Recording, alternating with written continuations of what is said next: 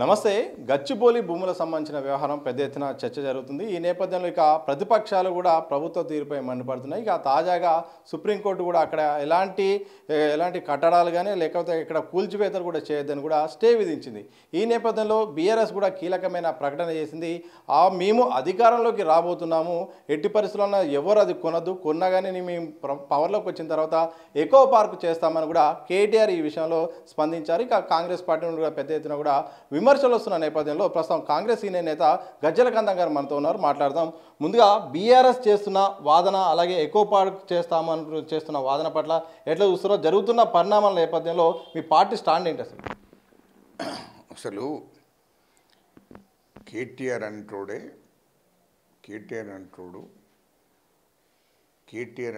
మాట్లాడే అర్హత లేదు. ఎందుకంటే కేటీఆర్, కేసీఆర్, హరీష్ రావు కుట్రకుతంత్రాలు చేసి కాంగ్రెస్ ప్రభుత్వాన్ని బదనాం చేయాలని ప్లాన్ చేసుకుని ఇదంతా బదనాం చేస్తున్నారు. ఇది వాస్తవానికి ఈ యొక్క 400 ఎకరాల భూమి అనేది ఇది సెంట్రల్ యూనివర్సిటీకి సంబంధించినటువంటి భూమి కాదు. మొదటి విద్యార్థులు ఇది గమనించాలి. ఇది సెంట్రల్ యూనివర్సిటీ ఏదైతే ఉందో సెంట్రల్ యూనివర్సిటీకి సంబంధించినటువంటి భూమి అంతా కూడా చుట్టూ పరాడి ఉంది. సెంట్రల్ యూనివర్సిటీ చుట్టూ పరాడి ఉంది. ఆ పరాడి ఎందుకు పెట్టినా అంతవరకే సెంట్రల్ యూనివర్సిటీకి సంబంధించిన భూమి ఇది. ఈ 400 ఎకరాలకు ఈ సెంట్రల్ యూనివర్సిటీకి సంబంధం లేదు. ఉన్న వాస్తవాలు తెలుసుకోవాలి. ఇక్కడ ఇది 2300 ఎకరాల భూమి. ఆనాటి ప్రధానమంత్రి ఇందిరామ్మ గారు అప్పుడు ఉమ్మడి రాష్ట్ర ప్రభుత్వం, అప్పుడు రాష్ట్ర ప్రభుత్వానికి ఆ భూమి ఇవ్వడం జరిగింది. ఆ రాష్ట్ర ప్రభుత్వానికి కూడా ఆయా శాఖలకు వాళ్ళ అవసరాల నిమిత్తము ఆయా శాఖలకు భూమి కేటాయించడం, 100 ఎకరాలు, 50 ఎకరాలు, 200 ఎకరాలు ఇట్లా కేటాయించడం జరిగింది. ఈ కడమది సెంట్రల్ యూనివర్సిటీకి సంబంధించిన భూమి సెంట్రల్ యూనివర్సిటీ వాళ్ళు చుట్టూ పరాడి పెట్టుకున్నారు. ఇక మిగతాది ఏదైతే 400 ఎకరాల భూమి ఉందో, మిగిలిన భూమి, ఆ 400 ఎకరాల భూమి ఆనాడు ముఖ్యమంత్రి చంద్రబాబు నాయుడు గారు, ఆనాటి ముఖ్యమంత్రి 2003 నాడు ముఖ్యమంత్రిగా, 2003లో చంద్రబాబు నాయుడు గారు ముఖ్యమంత్రి ఉన్నప్పుడు ఆ 400 ఎకరాల భూమి ఏదైతే ఉందో ఆ భూమి బిల్లీరావు అనే అతని కంపెనీకి రాష్ట్ర ప్రభుత్వం తరపున ఒప్పందాలు చేసుకొని ఆ 400 ఎకరాల భూమి నేను పెద్ద కంపెనీ పెడతాను బిల్లీరావు అనడంతో చంద్రబాబు నాయుడు గారు ఆ బిల్లీరావు అనేటువంటి వాళ్ళ కంపెనీకి ఇవ్వడం జరిగింది. తర్వాత చాలా అన్ని కండిషన్లు పెట్టి నీటి నిబంధనల ప్రకారమే ఇచ్చిండ్రు. అయితే ఆ భూమి ఇచ్చిన తర్వాత ఆడ కంపెనీ బిల్లీరావు అనేటోడు కంపెనీ తీసుకురాలేదు, కంపెనీ పెట్టకపోవడంతో అప్పటికి చంద్రబాబు నాయుడు ముఖ్యమంత్రిగా దిగిపోయిండు. తెలుగుదేశం పార్టీ ఓడిపోయింది, కాంగ్రెస్ పార్టీ గెలిచింది. ఆనాటి ముఖ్యమంత్రి వైఎస్ రాజశేఖర రెడ్డి గారు 2006లో ఇది రాష్ట్ర ప్రభుత్వానికి సంబంధించిన భూమి, నువ్వు రాష్ట్ర ప్రభుత్వంతో ఒప్పందం కుదుర్చుకున్నటువంటి ఒప్పందాలు ఏవైతున్నాయో ఆ నిబంధనలకు అనుగుణంగా నువ్వు పనిచేయలేదు, నీవు కానీ నీ కంపెనీ కానీ పనిచేయలేదు, నీవు రాష్ట్ర ప్రభుత్వానికి పెట్టినటువంటి కండిషన్లను ఉల్లంఘించావు, కాబట్టి ఈ భూమి నీకు ఇవ్వము అని చెప్పి ఆనాటి ముఖ్యమంత్రి వైఎస్ రాజశేఖర రెడ్డి ఆయనకు నోటీసులు జారీ చేశాడు.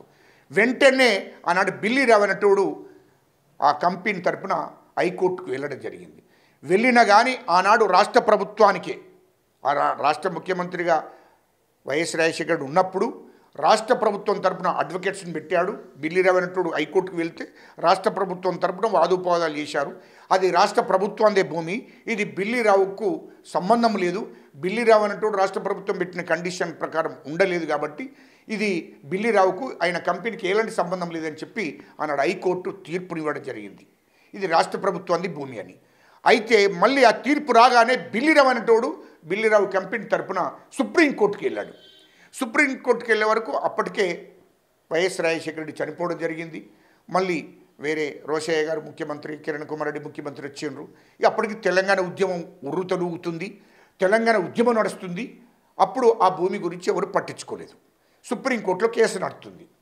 అయితే 2014లో తెలంగాణ రాష్ట్రం ఏర్పడ్డ తర్వాత అప్పుడు ఎలక్షన్లు వచ్చినాయి. ఎలక్షన్లో కేసీఆర్ టీఆర్ఎస్ పార్టీ గెలిచింది. కేసీఆర్ ముఖ్యమంత్రిగా ప్రమాణ స్వీకారం చేసినాక కేటీఆర్ అప్పుడు ఐటీ మంత్రి.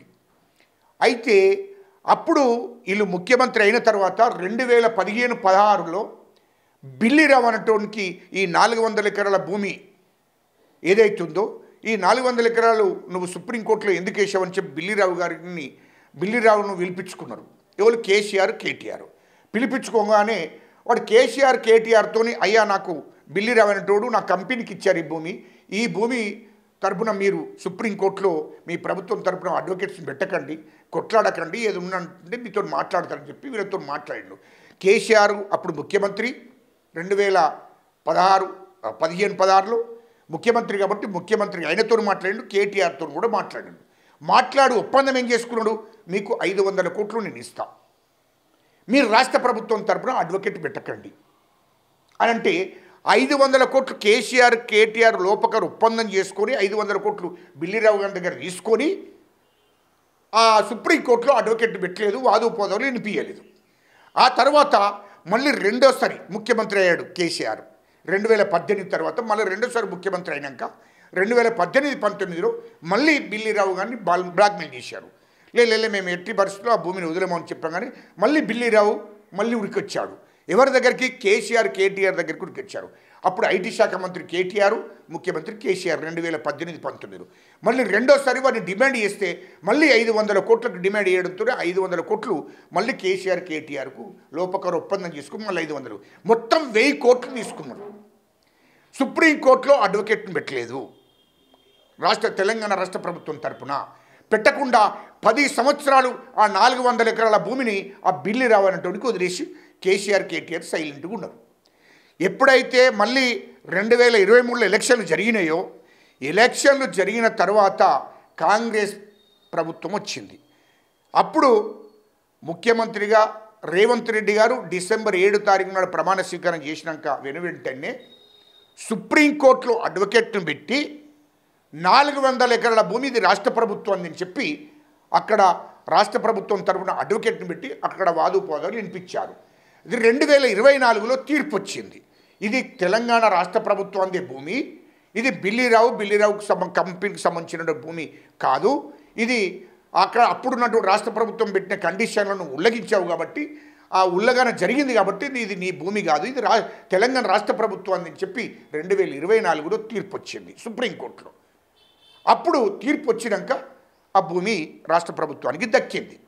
అయితే ఈ 400 ఎకరాలను ఎందుకు నిరుపయోగంగా ఉంచాలని చెప్పి మా ముఖ్యమంత్రి రేవంత్ రెడ్డి గారు, ఐటీ శాఖ మంత్రి శ్రీధర్ బాబు గారు ఆలోచన చేసి ఇది పెద్ద ఐటీ కంపెనీ తీసుకొద్దాం, ఐటీ కంపెనీకి ఇచ్చేస్తే ఇక్కడ నిరుద్యోగ యువతకు ఉద్యోగాలు వస్తాయి, రాష్ట్ర ప్రభుత్వానికి ఆదాయం వస్తుంది, ఆదాయం వచ్చిన తర్వాత రాష్ట్రంలో అన్ని స్కీములు అమలు చేసుకోవచ్చు, ఈ ప్రజలకు ఉపయోగపడుతుంది అని చెప్పి ఆలోచన చేసిండు. సో ఇక్కడే అసలు సమస్య వస్తుంది. అవును, భూమి ప్రభుత్వం అనేది, కానీ ఇప్పుడు అక్కడ వన్యప్రాణులు ఉన్నాయి, పర్యావరణాన్ని కాపాడాల్సిన అవసరం ఉంది. హైదరాబాద్ సిటీ ఇప్పటికే కాలుష్యం అయిపోయింది. ఇప్పుడు గచ్చిబౌలి సంబంధించి ఇప్పుడు హైటెక్ సిటీ దగ్గర కూడా చాలా కంపెనీల నుండి కూడా కాలుష్యం వస్తుంది. ఈ సందర్భంలో ఆక్సిజన్ కోసమైనా ఇవి ఉండాల్సిన అవసరం ఉంది.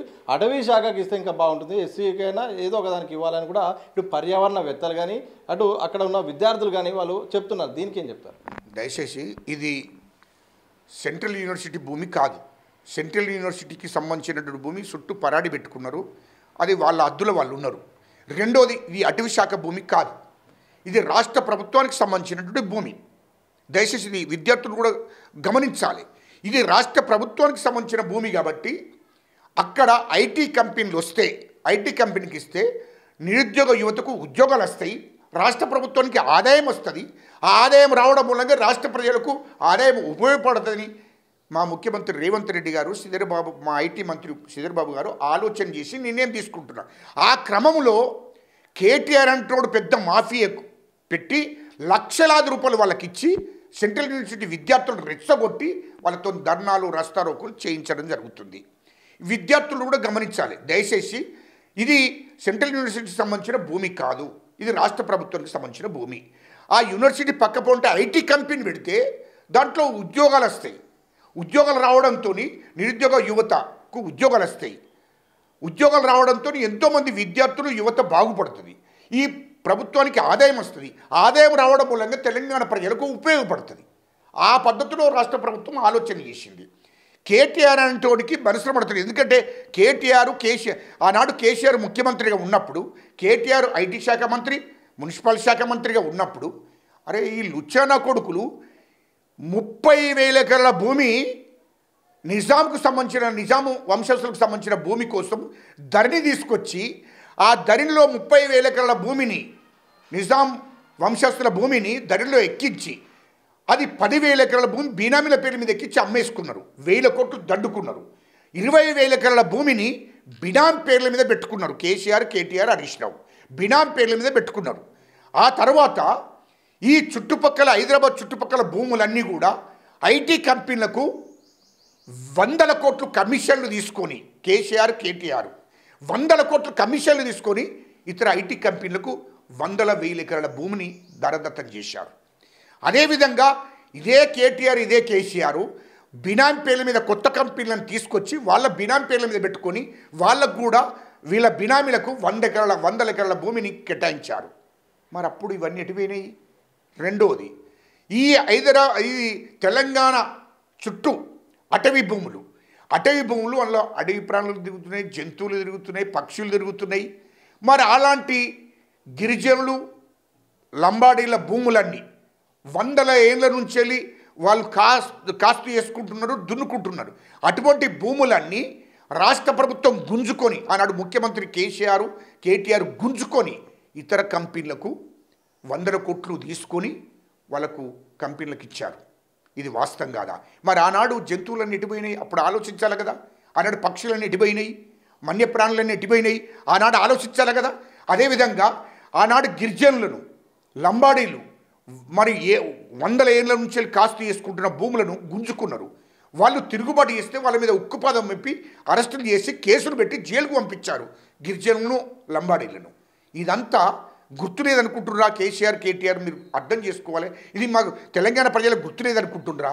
ఇయ్యాల్లో దళితులకు, హరిజనులకు, గిరిజనులకు, అదేవిధంగా లంబాడీలకు ఇచ్చినటువంటి భూములు బంచెరాయి, సికాం, పరంపోగు ఈ భూములన్నీ కూడా కేసీఆర్ ప్రభుత్వం గుంజుకున్నది. ఆనాడు ఇందిరమ్మ ఇచ్చిన భూములు, ఇందిరమ్మ ఇచ్చిన్లు హరిజనులకు, గిరిజనులకు, లంబాడీలకు ఇచ్చినటువంటి పరంపోగు, బంచెరాయి ఈ భూములన్నీ కూడా మళ్ళీ తిరిగి కేసీఆర్ ముఖ్యమంత్రిగా ఉండి అవన్నీ గుంజుకున్నాడు. గుంజుకొని దడిలెక్కించి ఇలా ఇష్టం వచ్చినట్టు అమ్ముకున్నారు, భూములన్నీ కబ్జా పెట్టుకున్నారు. మరి ఇంత దోపిడీ జరిగింది కాళేశ్వరం ప్రాజెక్టు పేరు మీద, మల్లన్న సాగర్ ప్రాజెక్టు మీద, రంగనాయక ప్రాజెక్టు మీద. ఇవన్నీ కూడా 100 కోట్లు, 1000 కోట్లు సంపాదించుకున్నారు. ఈ తెలంగాణ ప్రభుత్వ సొమ్మును, ప్రజల సొమ్మును 3 లక్షల కోట్ల రూపాయలు దోసుకొని వీళ్ళు మీరు ఇష్టం వచ్చినట్టు మళ్ళీ కాంగ్రెస్ ప్రభుత్వాన్ని బదనాం చేస్తున్నారంటే కాంగ్రెస్ ప్రభుత్వం చేతులు కట్టుకొని లేదు, మా ముఖ్యమంత్రి గారు, మా శ్రీధర్బాబు గారు చేతులు కట్టుకొని లేరు. ఖబర్దార్, బాగుండదు కేటీఆర్. నువ్వు లుచ్చనా కొడుకు తెలుసు మాకు. ఎందుకంటే నువ్వు ఈ రాష్ట్ర ప్రభుత్వాన్ని బదనాం చేయాలని లక్ష్యంతో మాఫియాను తయారు చేయించి చంపేయడానికి కూడా వెనుకాడుతలేవు. తీవ్రవాదులను తయారు చేస్తున్నావు, నక్సలైట్లను తయారు చేస్తున్నావు. నువ్వు తీవ్రవాదుల కన్నా డేంజర్ ఆలోచన, నక్సలైట్ల కన్నా డేంజర్ ఆలోచన ఆలోచిస్తుంది కేటీఆర్ అన్నట్టు. ఎందుకంటే కేసీఆర్, కేటీఆర్ వీళ్ళంతా కుతంత్రాలు చేసి కాంగ్రెస్ ప్రభుత్వాన్ని బదనాం చేయాలని చూస్తున్నారు. ఇది విద్యార్థులు కానీ, యువత కానీ మరి వాళ్ళు చేస్తున్నటువంటి డ్రామాలకు, వాళ్ళు చేస్తున్నటువంటి మరి లక్షల రూపాయలు ఇచ్చి, కోట్ల రూపాయలు ఇచ్చి మిమ్మల్ని తప్పుదో బట్టేయాలని చూస్తున్నారు. దయచేసి అందరు ఆలోచించుకోవాలి. ఎందుకంటే ఈ కేటీఆర్, కేసీఆర్, హరీష్ రావు మీద కేసులు ఉన్నాయి. ఇలా 1000 కోట్లు, లక్షల కోట్లు దోచుకున్నటువంటి కేసులు అన్నిటి మీద విచారణ జరుగుతున్నది. వీళ్ళను చెర్రపల్లి జైలుకు పంపడం ఖాయం మా ముఖ్యమంత్రి రేవంత్ రెడ్డి గారు. కానీ చెర్రపల్లి జైలు సరిపోదు, వీళ్ళందరినీ తిహార్ జైలుకు పంపాలి. తిహార్ జైలుకు పంపితేనే కానీ వీళ్ళు ఇక వినేటట్టు లేరు. ఎందుకంటే ఇంకోటి, ఇంకా 3 ఏళ్ళకి ఏమన్నాడు, ఇంకా 3 ఏళ్ళకు మేము అధికారంలోకి మూడేళ్ల తర్వాత అధికారంలోకి వస్తాం, ఇక ఎవ్వరూ ఆ భూముల్ని కొనకూడదు, దాన్ని ఎకో పార్క్ లాగా చేస్తాం, దాన్ని పరిశ్రమలు కాకుండా దాన్ని పర్యావరణాన్ని రక్షిస్తామని కూడా బీఆర్ఎస్ వర్కింగ్ ప్రెసిడెంట్ కేటీఆర్ అన్నారు. కేటీఆర్ ఎవరా నీ అయ్య సొమ్మ, నీ అయ్య అనుకుంటున్నావు, నీ అబ్బ సొమ్ము అనుకుంటా. భూషిడికే తెలంగాణ ఎవడబ్బ సొమ్ము అనుకుంటున్నావురా? 0.5 లేరు మీరు. 199% ఉన్న మమ్మలను మాతో నోట్లేపించుకుని నువ్వు అధికారులకు వస్తారనుకుంటున్నావురా? భూషుడికే నీకు అధికారం కాదు, ఈ రాష్ట్రం నుంచి తరిమేస్తాం. ఎస్సీలు, ఎస్టీలు, బీసీలను ఏకం చేయబోతున్నాం. ఎస్సీలు, ఎస్టీలు, బీసీలు అందరూ నిన్ను కేసీఆర్, కేటీఆర్, హరీష్ రావు మిమ్మల్ని ముగ్గురిని రాష్ట్రం నుంచి తరిమేస్తారు. మిమ్మల్ని జైలుకు పంపేదాకా కూడా ఊరుకుంటాం. మీరు చెర్రపల్లి జైలుకో, తిహార్ జైలుకో పంపాలని చూస్తున్నారు. మీరు 3 లక్షల కోట్ల రూపాయలు మీతో గక్కిచ్చి మిమ్మల్ని రాష్ట్రం నుంచి తరిమేసే రోజుల దగ్గర ఇంకా 3 ఏళ్లకు మీరు అధికారంలోకి వస్తారు. భూషుడికే 3 ఏళ్ళు కాదు, మీ 30 ఏళ్ళు అయినా కూడా మిమ్మల్ని అధికారంలోకి రానియము. ఎందుకంటే కేసీఆర్, కేటీఆర్ అంటోని, హరీష్ రావు అంటోని రాష్ట్రం నుంచి తరిమేస్తాం. జాగ్రత్త, అది గుర్తుపెట్టుకోవాలి. చివరిగా చెప్పండి, ఈ గచ్చిబౌలి భూముల విషయంలో మరి ఒకవైపు సుప్రీంకోర్టు స్టే ఇచ్చింది, మరోవైపు ప్రతిపక్షాలు కూడా దీన్ని అయితే మాత్రం ఒక అటవీ శాఖకని ఇవ్వాలి, దాన్ని పార్కులాగా చేయాలి, అక్కడ పరిశ్రమలు వద్దని కూడా పర్యావరణవేత్తలు, విద్యార్థులు అందరూ అంటున్నారు. ఈ నేపథ్యంలో మరి ఈ నిర్ణయానికి మీరు మరి వెనక్కి తీసుకుంటారా, దీన్ని కొనసాగిస్తారా? ప్రభుత్వ స్టాండ్ ఏంటి? ప్రభుత్వం, కాంగ్రెస్ ప్రభుత్వం వెనకాడే ప్రసక్తే లేదు, వెనక్కి తీసుకునే ప్రసక్తే లేదు. విద్యార్థులకు, యువతకు మేము చెప్పేది ఏంటంటే, కేటీఆర్ ఒక మాఫియాను తయారు చేసి లక్షల రూపాయలు ఇచ్చి విద్యార్థులను, యువతను తప్పుదోవ పట్టిస్తున్నారు. ఆ భ్రమలో పడకండి. ఎందుకంటే కేటీఆర్ అంటోడి మీద, కేసీఆర్ అంటోడు, హరీష్ రావు మీద కేసులు, అంటే ఇప్పుడు కేసులు విచారణ జరుగుతున్నాయి. జైలుకు పోతాయని భయపడుతున్నారు. ఈ ప్రజలను తప్పుదోవ పట్టేలా ప్రయత్నం చేస్తున్నారు. ఎట్టి పరిస్థితుల్లో రాష్ట్ర ప్రభుత్వం వెనుకడుగు వేయది. ఎందుకంటే అది అటవీ శాఖ భూమి కాదు, తర్వాత ఇతరకు సంబంధించినటువంటి సంస్థలకు సంబంధించిన భూములు కాదు అవి. అది రాష్ట్ర ప్రభుత్వానికి సంబంధించిన భూమి. దాన్ని డెవలప్ చేయవలసిన అవసరం ఉంది. ఎందుకంటే ఇయ్యలో వైజాగ్లో వన్యప్రాణులు, జింకలు, పిట్టెలు, మరి అక్కడున్న అడవి ప్రాణులు, జంతువులు అవి ఫోటోలు తీసుకొచ్చి ఇక్కడ చూపిస్తున్నారు. వైజాగ్లో ఆడ వీడియోలు తీసుకొచ్చి ఇక్కడ సోషల్ మీడియాలో పెడుతున్నారు. అదేవిధంగా 2017లో 40 జింకలు చనిపోయినాయి. గవిడికి సంబంధించిన వీడియోలు ఇప్పుడు తీసుకొచ్చి పెడుతున్నారు. 2017లో కేసీఆర్ ముఖ్యమంత్రి కదా, మరి వాని మీద కేసులు పెట్టాలి. 40 జింకలు ఎట్లా చనిపోయినాయి? కేసీఆర్ మీద, కేటీఆర్ మీద కేసులు పెట్టాలి, నా కొడుకుల మీద. ఇయ్యలో ఆ వీడియోలని, పాత వీడియోలన్నీ తీసుకొచ్చి ఇక్కడ అడవి ప్రాణులు చనిపోయినాయి, ఇగో జింకలు ఇక్కడ అడవి ప్రాణులన్నీ ఇళ్ళకు దొరుకుతున్నాయి అంటే అవి ఇక్కడికి సంబంధించిన వీడియోలు కాదు, అది వైజాగ్కు సంబంధించిన వీడియోలను. యూనివర్సిటీలో జింకలు కానీ, నెమలు కానీ లేవంటారు ఇప్పుడు? అస్సలు లేవు. అదంతా వైజాగ్లో తీసుకొచ్చిన ఆ వీడియోలన్నీ వైజాగ్లో తీసుకొచ్చి ఇక్కడ దాన్ని మొత్తం మాడిఫై చేసి సోషల్ మీడియాలో పెట్టి రాష్ట్ర ప్రభుత్వాన్ని బదనాం చేయాలని చెప్పి సుప్రీంకోర్టుకు కూడా అవే చూపించి స్టే తీసుకొచ్చారు. ఇది నిజాలు తేల్చే రోజులు దగ్గరికి వచ్చినాయి.